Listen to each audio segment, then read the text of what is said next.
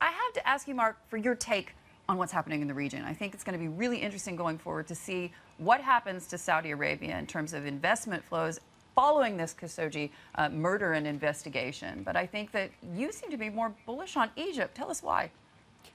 Simply because in the Middle East, this Khashoggi situation, given the fact that Saudi Arabia is the largest market in the Middle East in terms of equity markets, the Khashoggi murder is a very, very bad situation. And as far as I'm concerned, I don't think we should be investing in Saudi Arabia for that reason, unless there is some real big change.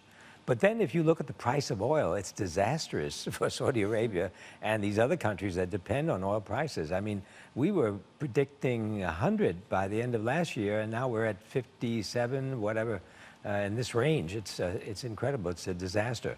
The other thing I think that's happened in the Middle East is that there's been too much overbuilding. When we had a big boom, low-cost credit, high oil prices, you see that in Dubai. Much too much building. And if you look at the price of a company like Emaar, you'll see it's been a disaster for anybody investing in the property market in those regions. So I think they've got a lot of problems ahead of them.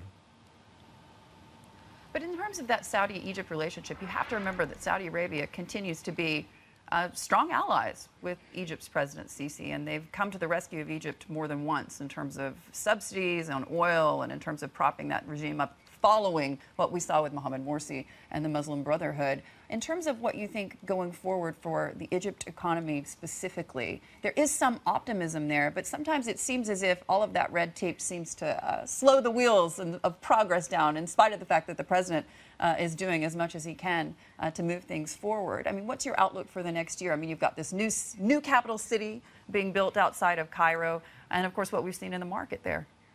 I think the whole issue with Egypt is just simply confidence on the part of tourism. Tourists have got to be confident that they can go there and be safe, and that will be a big boost to the economy. And the fact that the government is moving forward with its construction projects, infrastructure, and so forth is very good. But at the end of the day, tourism really reaches down to the lowest income bracket in Egypt, and if they can improve tourism, that would be a big step in the right direction. Hey everybody, it's Hadley Gamble from our new CNBC Middle East Bureau in Abu Dhabi. Thanks for stopping by. Now to watch more, you can try one of the videos that just popped up on your screen. And don't forget to subscribe.